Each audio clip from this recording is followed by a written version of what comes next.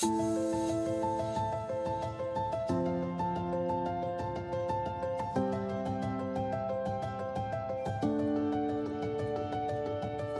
views expressed on the Nova Society are those of the panelists and guests and do not necessarily reflect the views or opinions of the Phoenix Research Institute or any institution with which any panel member is associated. Reproduction or dissemination, other than for the purpose of education or information, without the expressed written permission of the Phoenix Research Institute or Nova Society Media is strictly prohibited. Welcome back to the Nova Society, the space where dialogue deepens understanding and civic responsibility comes to life. I'm Dr. Mark Bound, joined by my partner in crime, Dr. Scott Gershwer, and together we'll unpack the stories that matter most, exploring the headlines and history. The big ideas shaping today's conversations. Let's dive in and hear what our guests and listeners have for us today.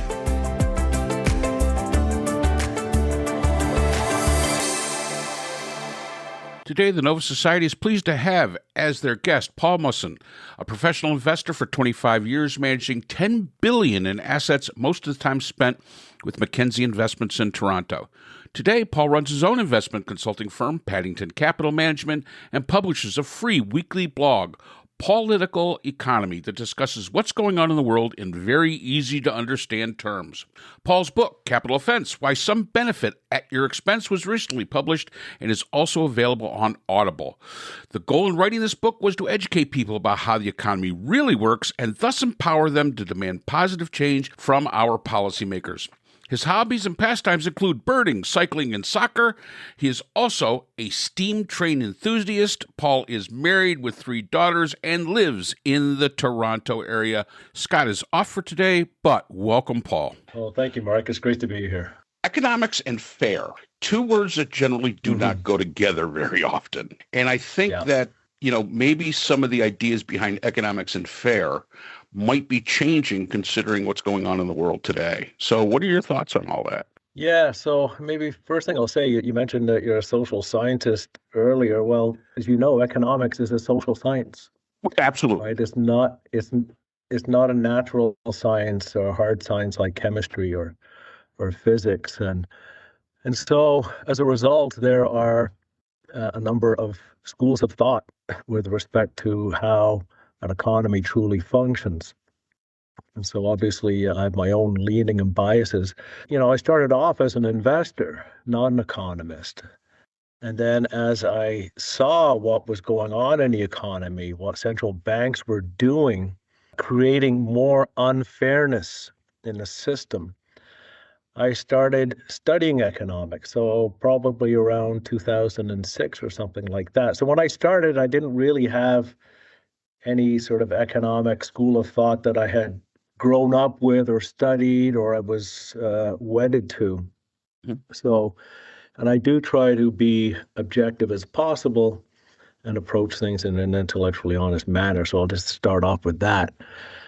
Now, the reason people are getting upset is because they're conflating 2 different things. They're conflating ideology with an economic system. And so what I try to do in my book is explain to people how an economy really works, what money really is, which most people really don't understand because it's more complex than you think. And we can talk about that, the difference between money and capital.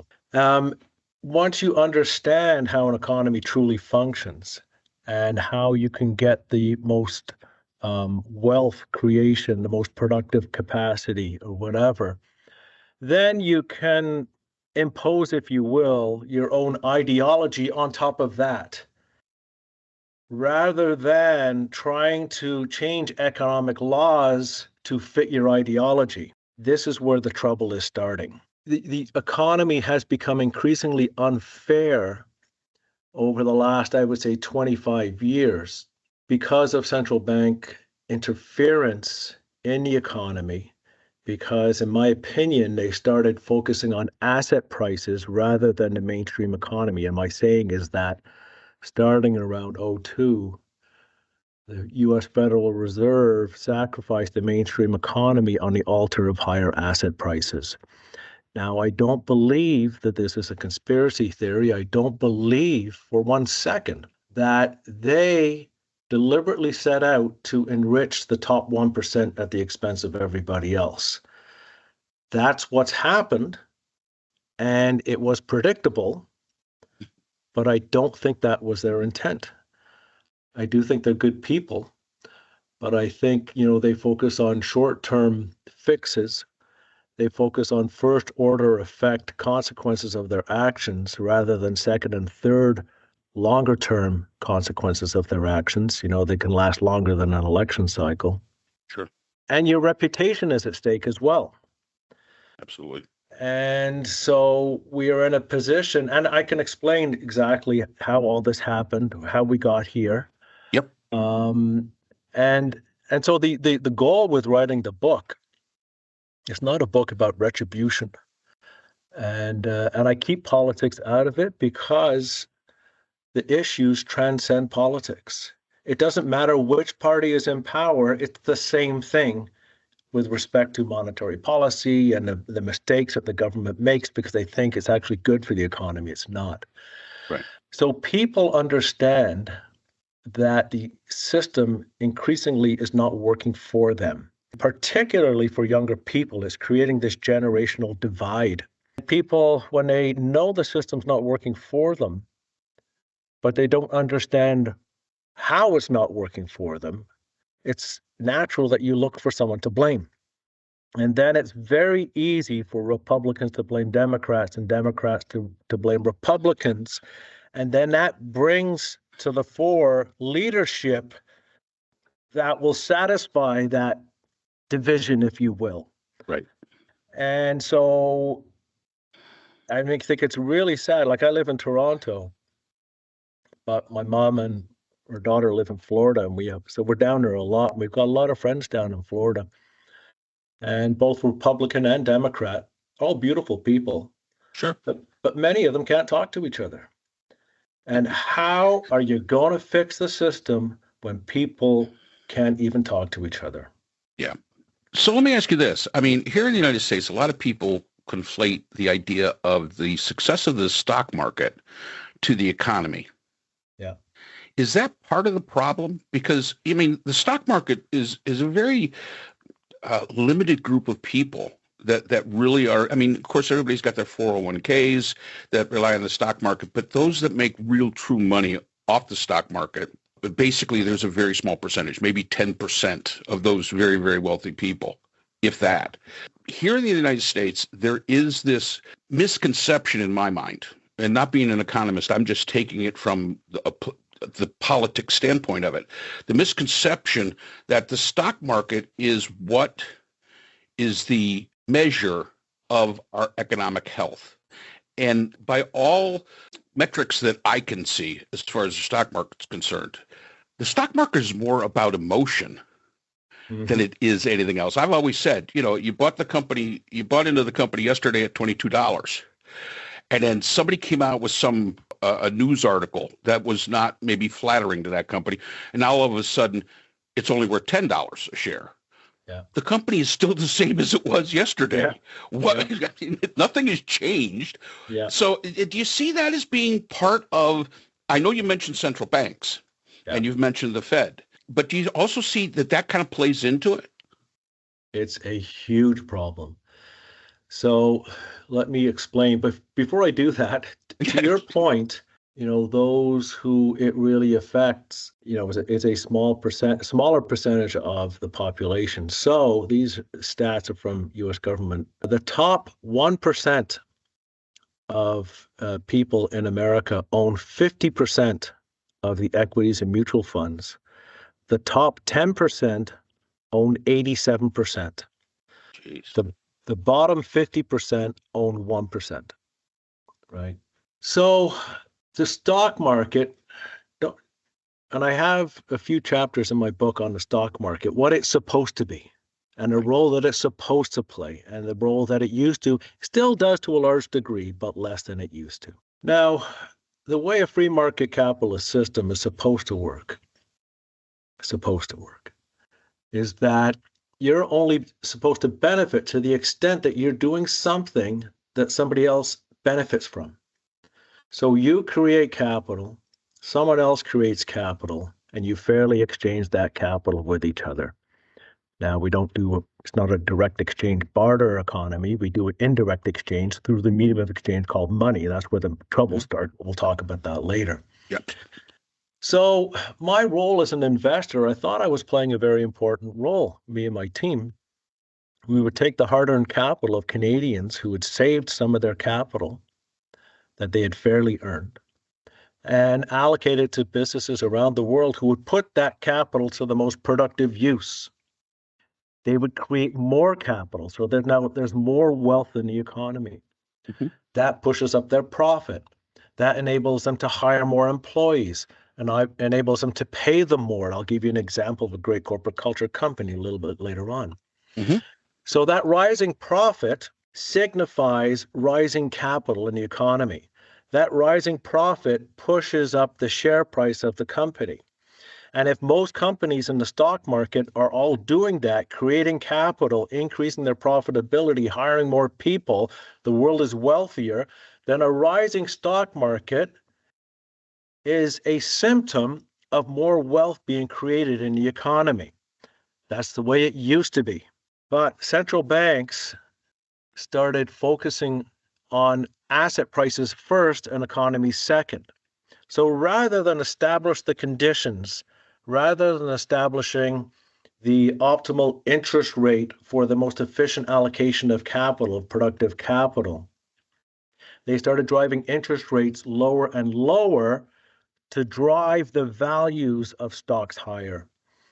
So stocks were becoming more expensive, stock markets are going up, but it was not a sign of more capital being produced. It was just a sign of investors having to pay more for the same amount of capital. There was no more wealth in the economy to share. You couldn't pay your employees more because you weren't creating more capital. It's just that your share price was going up. Your price earnings multiple was going up. Now, I believe, this is not what I believe. This is true. This is part of their wealth effect belief, central banks. So just back step for a second. So during the dot-com boom, you might remember that technology craze in the 90s, stock markets are going through the roof. Yep. There was a significant wealth effect there where people were feeling wealthier because their portfolios were going up in value, so they were spending more money. Now that's good for GDP. All GDP is a measure of all final spending. It doesn't matter why that final spending is happening. If it's because of more capital creation or you're taking on more debt, GDP doesn't tell you that. It just tells you if spending is happening. And I talk about that in my book as well. So that was really good. Then the dot-com crash hit. You had a negative wealth effect. People are spending less because their stock portfolios are going down. And so GDP is falling. That doesn't look good for policymakers if you're trying to get reelected or whatever. You're in a recession. And so you had some commentators like Paul Krugman of the New York Times and Paul McCulley of PIMCO, two very influential people, who were recommending that the Federal Reserve start a new wealth effect in the housing market. So drive housing prices higher because more people own homes than they do stocks and mutual funds, like I just pointed out. And so if you drive housing prices higher, then more people will feel wealthier, more people will spend, and that will be good for GDP. But none of this is about productivity. None of this is about putting capital to productive use to create more capital. This is just about the price that you have to pay for the existing capital. And house prices have no business going up in price, by the way, and we'll talk about that later, and why it's causing like such a crisis in the world. But anyway, so and stock markets also responded to these low interest rates. So stock markets started going higher based on central bank policy, either extremely low or zero interest rates or negative interest rates in Europe, or quantitative easing, printing of trillions of dollars that was used to buy longer dated US treasuries or mortgage-backed securities. And through something called the portfolio effect, it trickles through the system.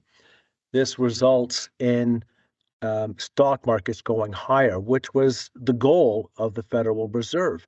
but stock markets were going higher due to central bank policy rather than more capital being produced. And this is why you have this increasing wealth disparity within society and this increasing amount of unfairness, and why people are so upset. As you state, the economy is far more complex than most people give credit. We look at it. So you mentioned there's a difference between capital and money. Mm-hmm. So what would be, in simple terms, because a lot of us, a lot of people just basically look, what capital do I have? And they just see, all right, what's in my wallet? Yes. There you have it. That's my capital. What's in my wallet? So at first that, and the second thing, I kind of was listening to you talk about, there's more money that the corporations have, and they should put it to good use. Yeah. And in a lot of ways, that reminds me of the 1980s, where Reagan came up with this trickle-down economics idea, which didn't trickle down as much as he was that he thought he would. Mm-hmm. And I think that's an important point. I can speak. My son-in-law was just basically let go from Spectrum, which is the big internet service here in the United States. He was a line supervisor, just middle management, nothing more there. Getting rid of all of those line supervisors was to save money. Now, Spectrum made, I don't know, $50 billion last year. Mm-hmm. And they paid their CEO like $27 million. Yeah. Yeah. And letting go of all of these line supervisors to save some money basically saved them maybe $3 million. Yeah. So, if people think it's against them, I guess we can see why they think it's against them. Yeah, no question. So let me start with the easier one, which is the difference between capital and money. Okay. So capital is what makes the world go round. Both are important. You could have an economy with lots of capital and no money. You couldn't have a big one, but you could still have one. You could not have an economy with money and no capital. So capital essentially is anything that people produce, a good or a service. So for instance, you make a bike, I make a suit. We both created capital. And then we decide to exchange that capital with each other, like a barter system, direct exchange. Now you've got my suit, I've got your bike.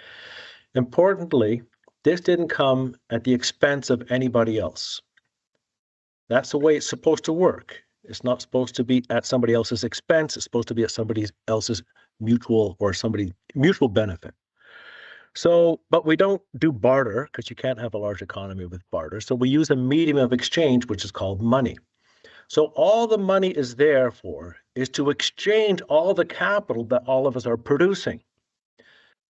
But this is where the trouble starts. So let's say you make 10 bikes. You sell them for $1,000 each. Nice bikes. So very nice bikes. Yeah. They're nicer ones. So you got $10,000. You put that in your bank account. What that $10,000 effectively represents is the 10 bikes of capital that you created. You produced.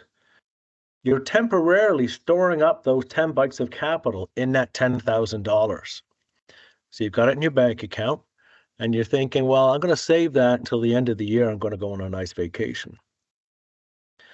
And but before you get a chance to spend your $10,000, the central bank doubles the money supply. Now, they would never do that, but just...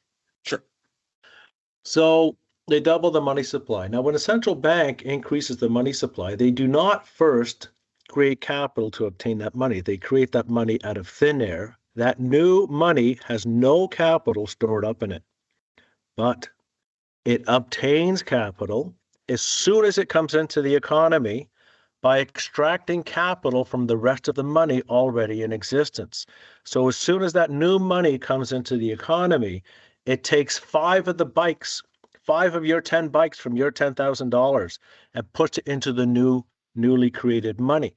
So now your bank statement still says that you've got $10,000, but your $10,000 only stores 5 bikes instead of 10. So now your $10,000 will only buy half as much as it would have done before the central bank doubled the money supply. So now you cannot go on that vacation because it costs twice as much money as you have. Now, this is inflation, of course, just another way of looking at inflation. But wouldn't I increase the cost of my bikes if this happens? You would increase the cost of your any new bikes that you sell. Okay. Right? So let's say it took you one day to make a bike, and you were selling them for $1,000. Doubling the money supply doesn't increase your productivity. You're still only making one bike per day, but you're able to sell it for $2,000 instead of $1,000. But that $2,000 will only buy as much as your $1,000 would have before the central bank doubled the money supply. But the bikes you already sold and stored up in the money, half of those bikes are gone. So every time they double the money or increase the money supply, it diminishes the value of the money assets that you hold, and it reduces the purchasing power of your wages if they do not keep up in terms of the pace of the money supply. So if you can get your wage growth to match that of the money supply, then you can try and keep pace with inflation. But it's questionable whether the stated inflation numbers are accurate, and the government will use a number of things like hedonic adjustments to lower the effective price increases in the CPI, or Consumer Price Index. Right. And I talk about this in my book. Let's say a Honda Civic costs $30,000 and it goes up 5% in price. If the government determines that the quality of that Honda Civic went up 7%, then the price of the new Honda Civic that they would reflect in CPI is minus 2%.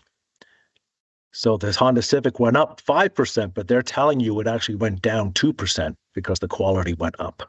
Right. And so for a period of like 1996 to 2008, I think, new cars in America, they went up something like, 20 odd percent. But the government told you they actually went down 9%. So they're telling you they went down 9%, but you still can't afford them because the price keeps going up. Right. So. Well, and it also goes with whenever you see the earnings report, this company X lost $5 billion last year. Uh-huh. Well, they didn't lose $5 billion. They still made $15 billion. They just didn't make as much as they thought they were going to make.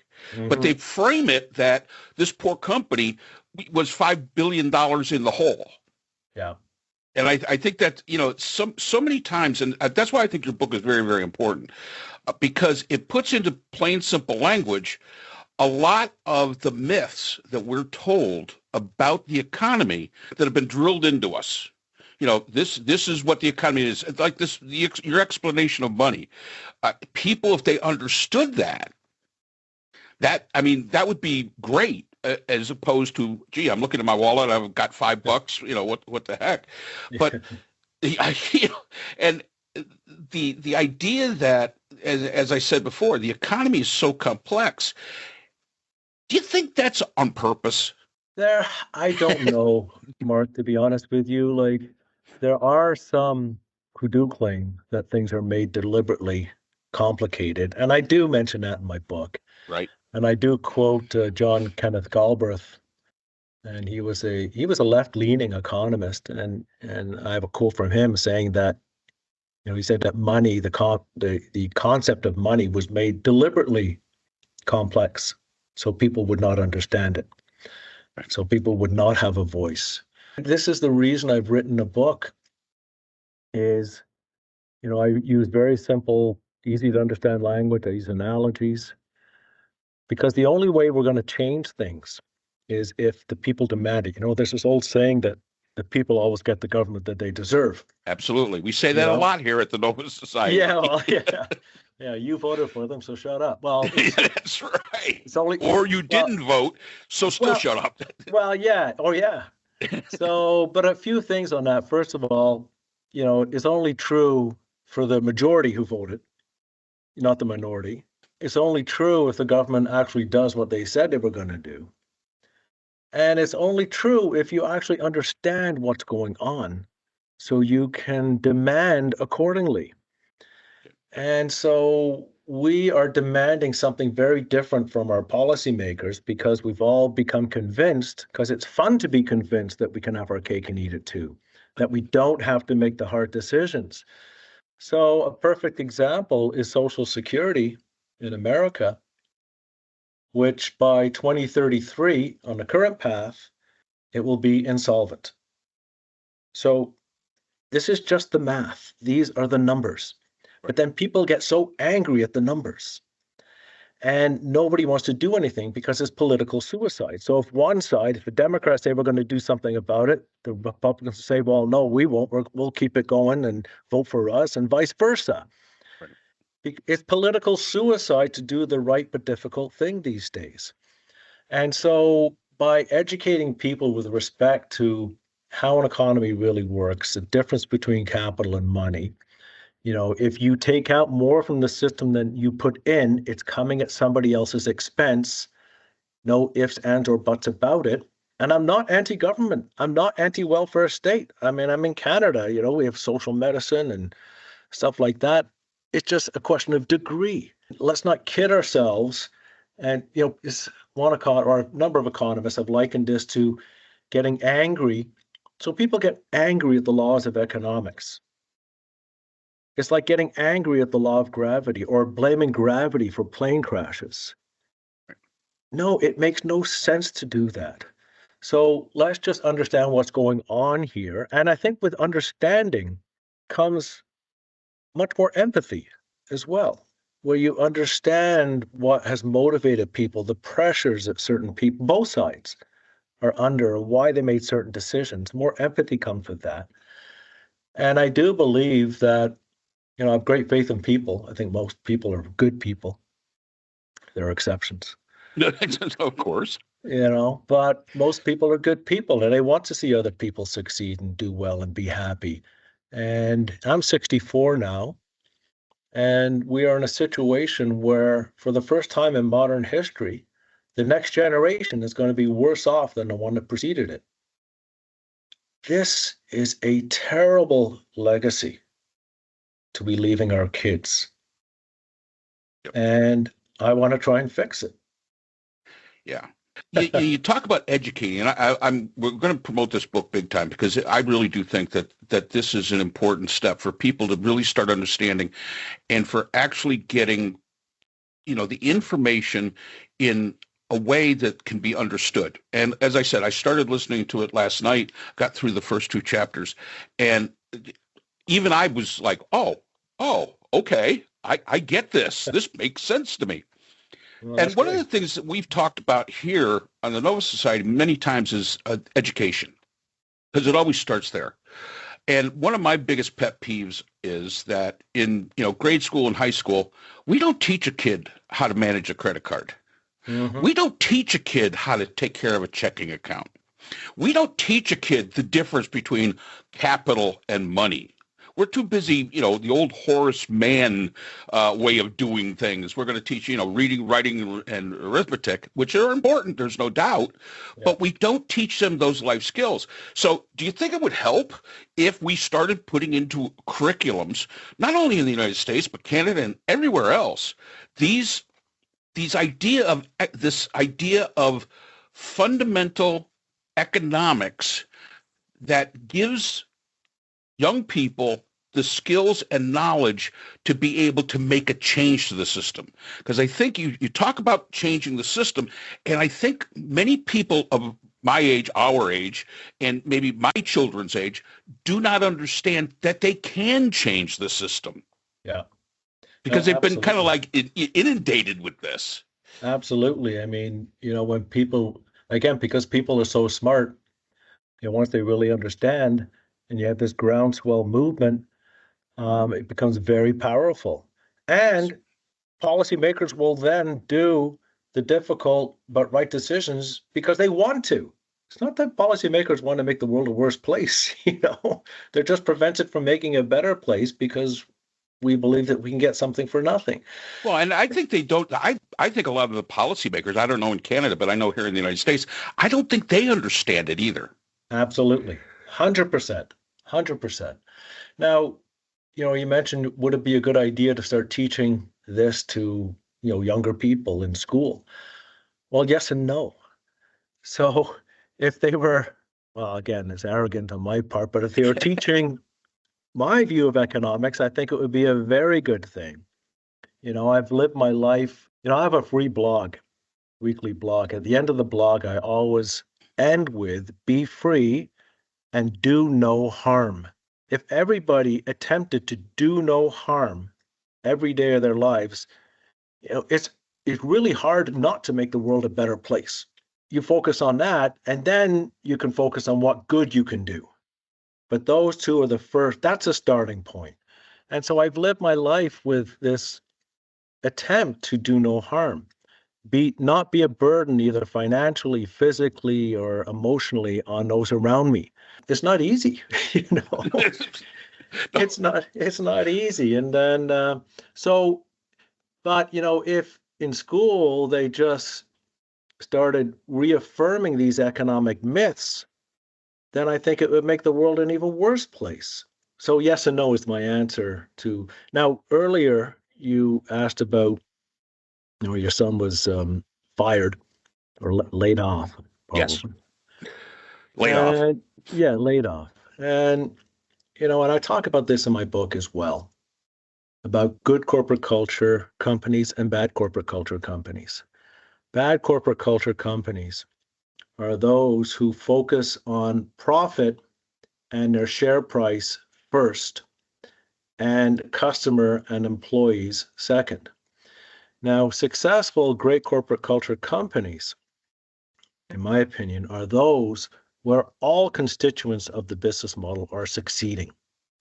So it's not just the owners and the senior executives, it's also the suppliers, it's the employees, it's the customer, society, and society at large. So all six need to be benefiting. And by the way, the most important is the customer, because out of all those six constituents, the customer is the only one that pays, right? Everybody else takes.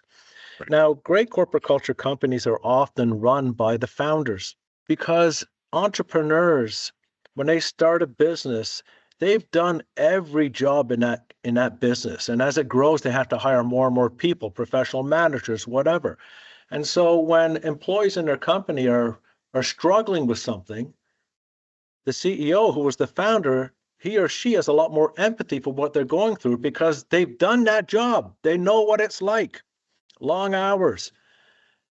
Today, what you have is a lot of career executives. Yes. Who come from MBA schools or whatever. And there's a lot of good, very good career executives. Don't get me wrong. There's a lot of really bad ones too. And so some of them, when they come into a new company or take over a company, rather than think about, okay, what can we do to wow our customers even more? How can I increase the customer value proposition so we can sell more of this stuff, make more money, hire more people, pay them more, let's all move forward together? No, they actually try to screw the customer. How can I diminish the customer value proposition without the customer realizing? So I can charge them more for the same thing, or charge them the same thing and diminish the value. So as a box of cookies had 30 cookies, now it's only got 28. They hope you don't notice, right? You've just been screwed. Yeah. Or they come in and the first thing you do is lay off 2,500 employees, increase the profit margin, take on a bunch of debt to buy back shares and drive their share price higher, and put the company at risk in the future. For when there's a recession, the next downturn, their balance sheet can't handle it. But because their main focus is the share price, because in many ways, that's what they've been taught. Right. Now, the opposite, and I talk about this in my book, and there are a lot of amazing companies out there that rarely get talked about. So the one example I use in my book is a company called Fastenal. So it's based in Minnesota. Very mundane business. They distribute screws and fasteners and stuff like that. So we toured their plant, and you wouldn't believe how enthusiastic all these workers were. They loved the company. So what the hell's going on here? Are they landing a rocket ship on the moon or something? No, it's screws and bolts. And so I said, well, why do you guys love the company so much? Oh, it's management, ownership. They treat us like real partners. They always ask for our opinion. It's not just lip service. They implement a lot of our ideas, and we all share in the success of the business. The more capital the company produces, the more capital is shared with all the employees. And then so this is the plant manager telling us this, and then we're walking around, and it's about 5 minutes later. Oh my God, I forgot to tell you. Here's a great answer to what you wanted to your question. So the CEO was the founder. He owned about a third of the company. His wife owned a significant stake as well. She had passed away a number of years earlier. The CEO took all of her shares and distributed them to all the employees in the company. Oh, wow. Wow. This is the way it's supposed to be. And there's a lot of that going on. But that doesn't make the headlines, obviously. It's the opposite, and rightly so, that makes the headlines. And, it's because, in part, the system incentivizes CEOs to behave in a poor manner, in my opinion. When I was investing my clients' capital, when we saw CEOs that would just come in there and destroy the customer value proposition, or at least harm it, take on debt, buy back shares, we would starve those companies of capital. We would get out of those companies and direct our clients' capital to companies who were doing the right and sustainable things. And again, it's not just doing things because it feels good. It does feel good to do the right thing, but economically, it's also the right thing over the long term. Yeah. And then I saw central banks starting to short circuit that system. And that's why increasingly over the years, I started talking about what was wrong with the system. And then clients started saying, Paul, you should write a book, blah, blah, blah. And so here I am. There you go. So I'm going to ask a real quick question because I'm looking at the Audible page. And again, I highly recommend Capital Offense, Why Some Benefit at Your Expense. And it also has Political Economy, where you can listen to it. You can follow it and listen to it. So that is your blog that is recorded, correct? Yeah, so there's an Audible version of Capital Offense, Why Some Benefit at Your Expense. Yes. Then I also have a free blog on my website, so people can just go put their email in and sign up, and there's no catch, you just put your email in, you get a free weekly update. And it's called Political Economy. So my first name, Paul, we like puns in our house. Yes. And and it's the same thing, like just trying to when I started this, I just started this in 2022, just sending notes to my wife and my 3 daughters so they could understand what was going on. I had no intention of making it a blog, but they were forwarding it to their friends, and people out of the blue were contacting me. And next thing I was getting CEOs and nurses and what you just are really like, can you put me on there? Yeah, sure. So it's for anybody who's interested in this stuff and wants to learn. And Political Economy. Again, if you go to Audible, there's a play button where you can actually play it directly from Audible. But we will be including a link to that as well as Capital Offense, Why Some Benefit at Your Expense. So, all right, Paul, you've explained a lot. How do we fix this? Let's get right down to it. Yeah. How do we fix it? Yeah. Well, we'll start off by saying it's not going to be easy. In large part because there are so many people who have benefited enormously from the existing system, and they don't want it to change. I'll say it again, they're not bad people. They play by all the rules. They don't realize, what it's like, human nature. When you are successful, you put it down to your own brilliance. It's like, I love the saying, what's the definition of a financial genius? It's a rising stock market. Right? Yeah. Or another, don't confuse brains with a bull market. And so step one is education. In my book, in the last chapter, I go through, there's 10 steps to fix a system, but you can't start any of those 10 steps unless the people demand it and want it, because it won't happen. So the toughest part, I think, is the education. And I've had very nice feedback from people on my books that I really didn't know that's the way things were. And, when I tell people my age that you don't really None of us deserve to have made money on our home because our house is not a productive asset, right? So our house, and we live in a suburb of Toronto, it's worth 4 times what we paid for it in 2001. But our house is not producing 4 times more stuff. It hasn't grown 4 times in size. We just happen to benefit from these central bank policies that drove asset prices higher. So when we make 4 times on our home, there's no mutual benefit out there. It comes at somebody else's expense. Somebody else has to pay 4 times what we pay for the same economic good. So it's simply a redistribution of wealth within society from the next generation or from newcomers to our country to us. And so you could imagine when I've been telling this story for 15 years. People my age don't like hearing it, right? But I tell them, look, you haven't done anything wrong. None of us have. And most people get it and understand that it's not fair. The odd person doesn't. But anyways, so then once you get people understanding why it's unfair, then you can start these steps. So step one is that central banks need to stop inserting themselves into decision making in the economy. So they need to stop manipulating interest rates. In an economy, there's something called the natural rate of interest. The natural rate of interest is a result of millions of people making investment decisions or spending decisions, consumption decisions, whatever, with their own hard-earned capital. They decide what sort of return they want at what sort of risk for their investment. You put it all together, out comes a natural rate of interest. Let's say it's 6%. But over the years, policymakers have encouraged debt-fueled consumption.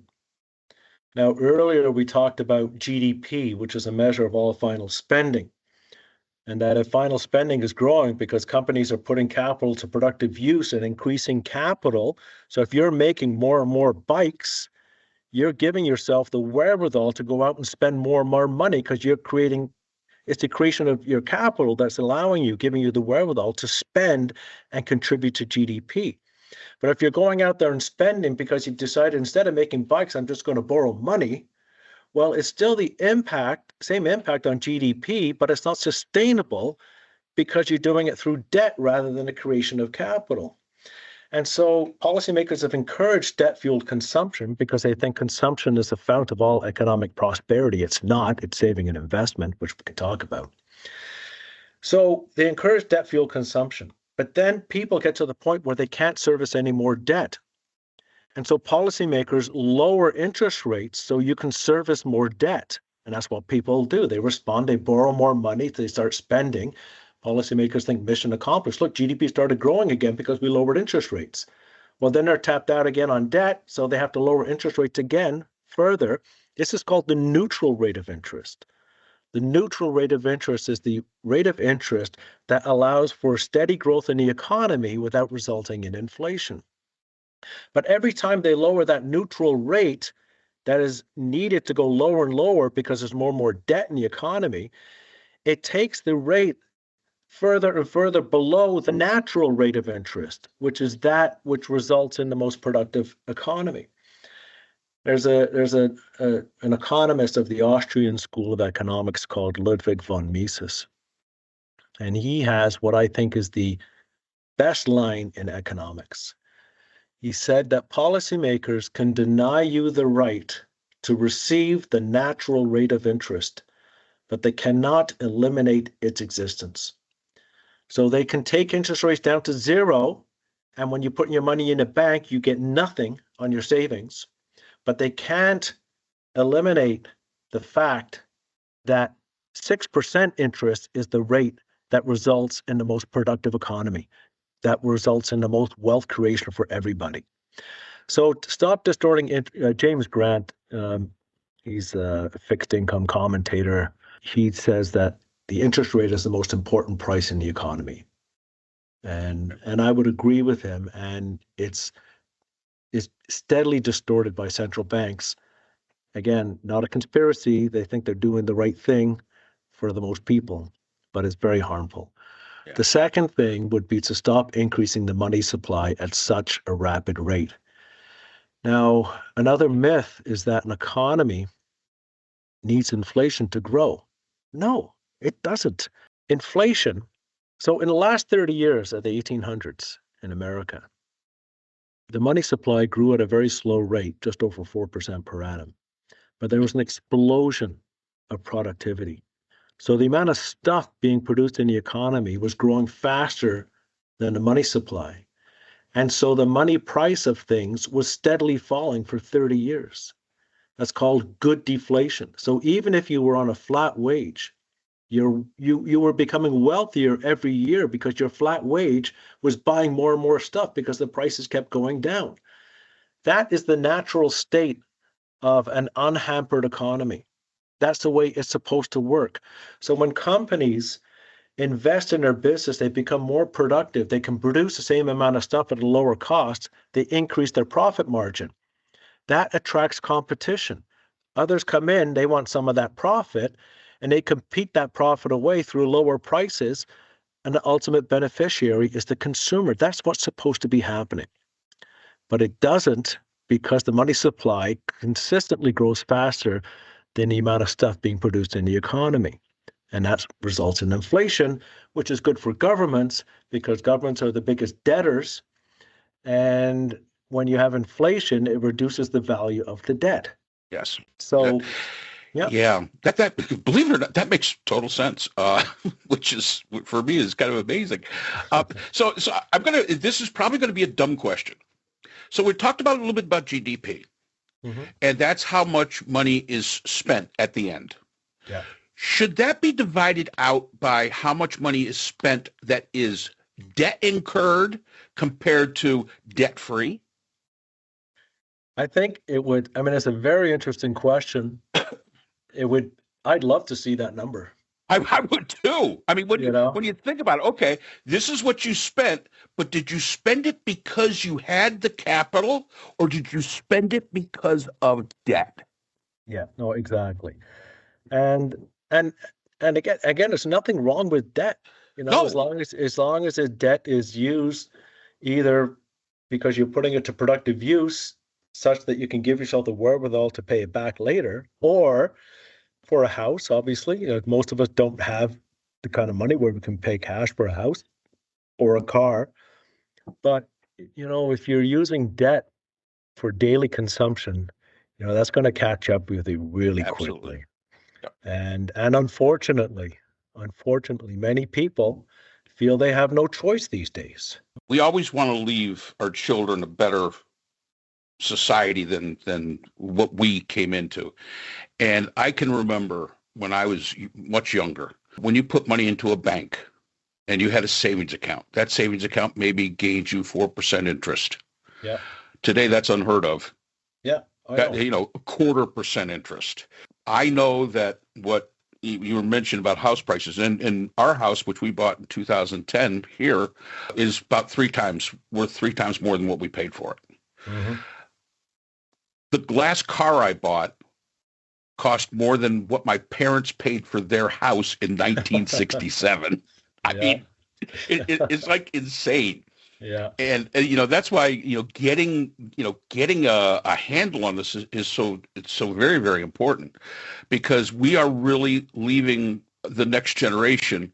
I mean, the United States, just for an example, we're trillions and trillions of dollars in debt. Yeah. And a lot of people just look at this and they say, there is no answer. We can't fix this.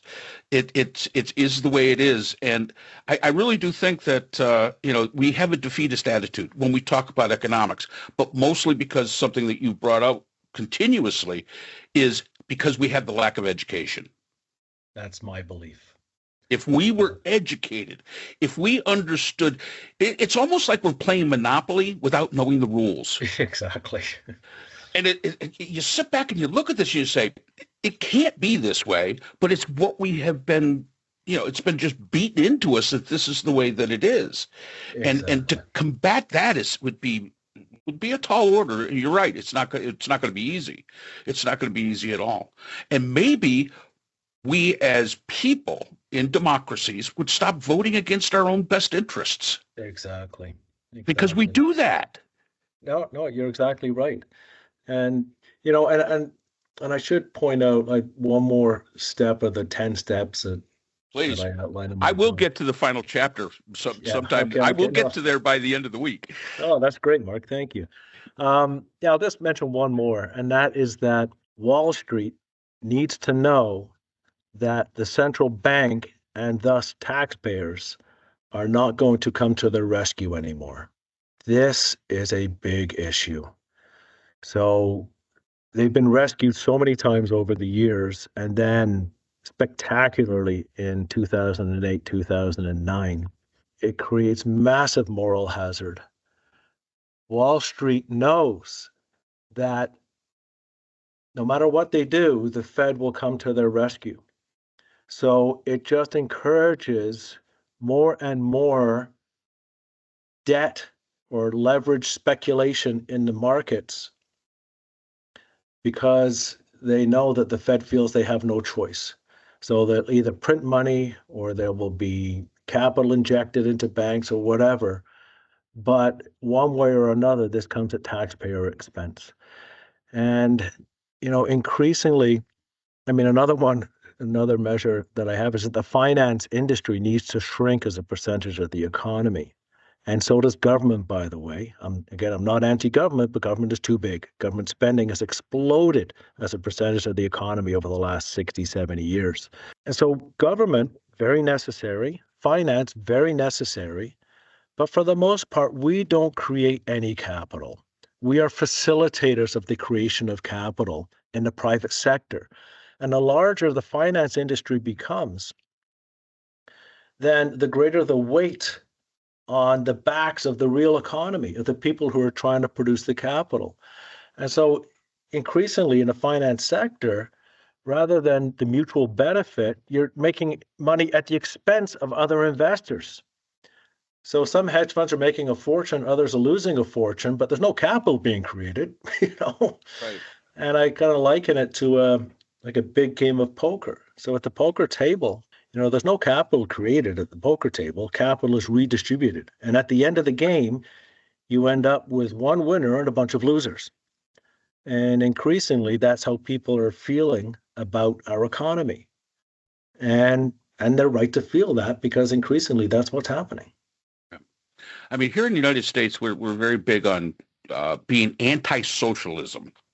Mm-hmm. I don't know why, but we are. And the fact is that when we bail out Wall Street, when we bail out GM, when we bail out the automakers, when we bail out back in 2008, when that had to happen, supposedly, we were told it had to happen. Yeah. That was really corporate socialism. Absolutely. And we were all on board with that. So, Paul, what would happen if we didn't? What would happen if we let Goldman Sachs go under? Yeah. What would happen if we let GM go under? Yeah. So these are the obviously unproven counterfactuals. That's true. But I do talk about it in my book. Right. Now, in my opinion, Wall Street presented the government with a false dichotomy. Too big to fail. Too big to fail. They say, I know it's distasteful to bail us all out, but your only alternative is global financial Armageddon. So what do you want? Bailout or Armageddon? And you bail us out, we promise not to do it again. And, and I don't blame policymakers for panicking and bailing out Wall Street because, again, they don't really understand what's going on. And in the short term, it would have been very painful. There's no question. But I think there were a number of alternatives. I think that, so first of all, Bank of America and Citigroup were both insolvent. At the time, Wall Street was saying, no, it's just a liquidity crisis. We just need to rekindle animal spirits and all this nonsense. No, they were insolvent. And so if you're insolvent, you're going bankrupt. But guess what? We're not going to close the bank. We, the government, are going to nationalize you. So shareholders are wiped out, bondholders, maybe you'll get 40 cents on the dollar, we'll see. The board is fired, top management are fired. You keep all middle management and the employees in place to run the bank so the bank machines don't stop working, because that's the big threat that they always throw out there. Oh, you won't be able to get your money out of you. No, The bank is going to continue to operate, but it's going to be owned by the government, by the people.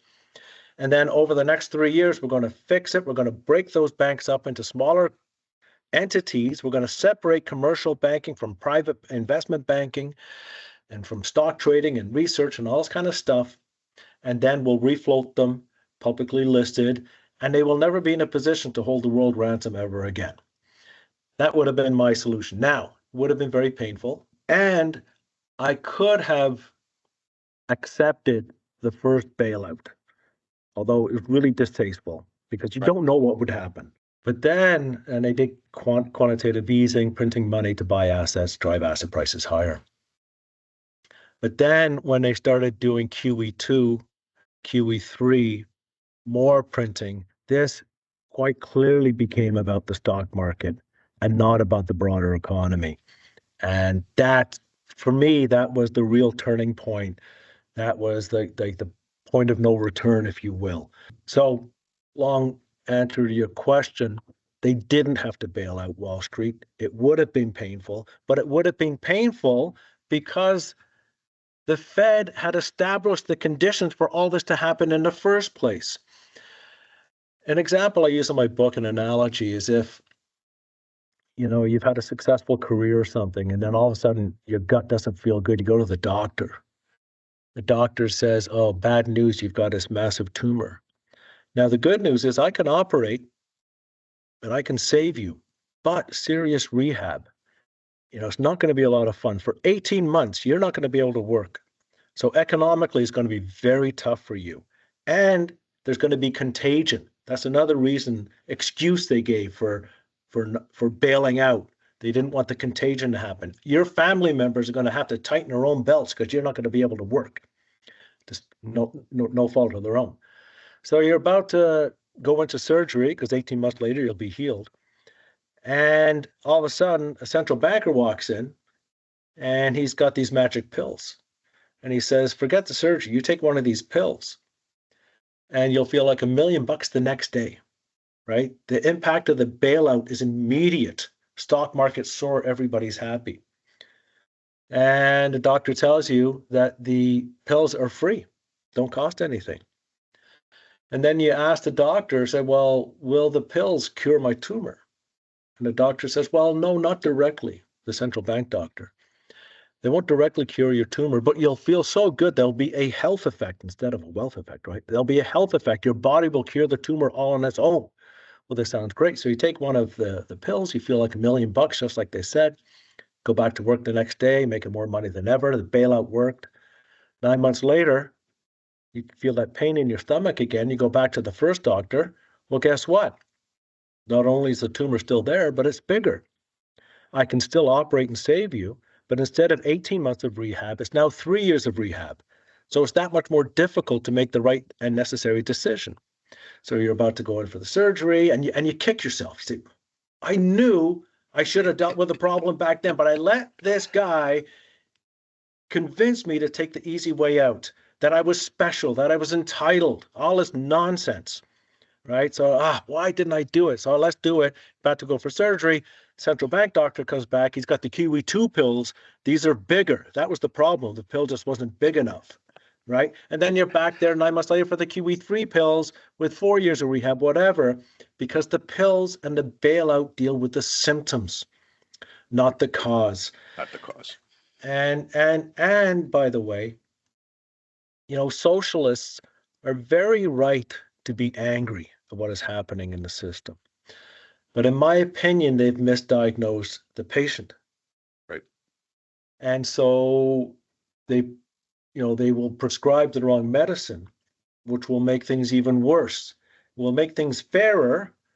So instead of there should be wealth disparity in an economy based on your contributions to society.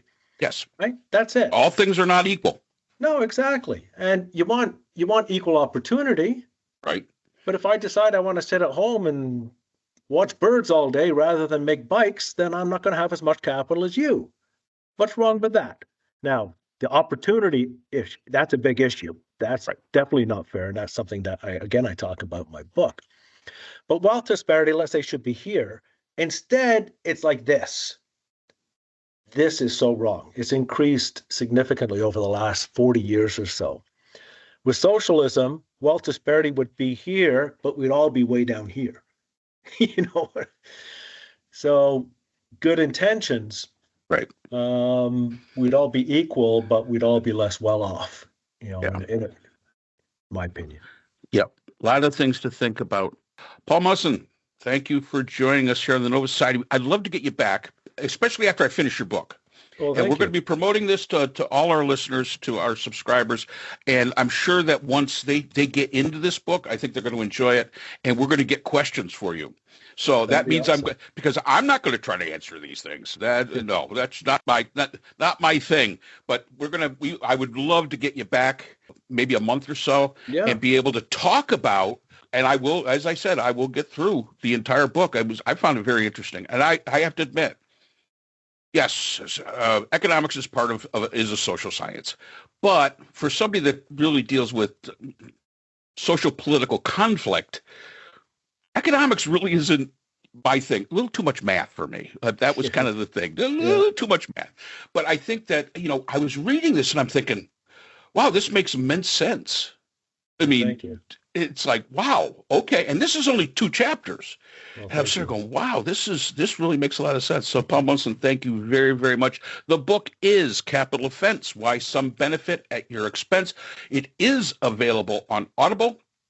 Also, if you want to catch his blog, Political Economy, that also can be found on Audible. There's a play button for that. And we will give you a direct link to Paul's website, his blog, and everything else that he wants us to give to, because people, it's an important topic. Whether we like it or not, economics runs our lives.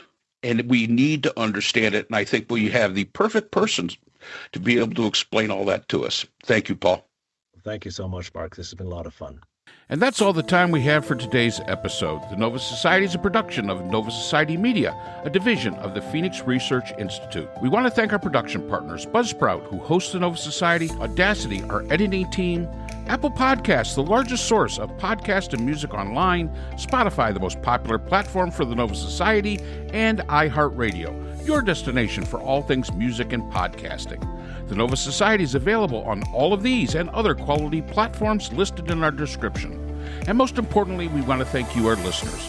Without your support, the Nova Society could not be possible. If you haven't already, please consider subscribing on the platform of your choice. It's easy, it's free, and helps our channel grow. For questions or comments, you can reach us at nova.society.podcast@gmail.com. So on behalf of Dr. Scott Gershwer and all of our production partners here at the Nova Society, I'm Dr. Mark Bound. Remember, the true power of society is knowledge. Thank you for listening, and we hope to see you again next time.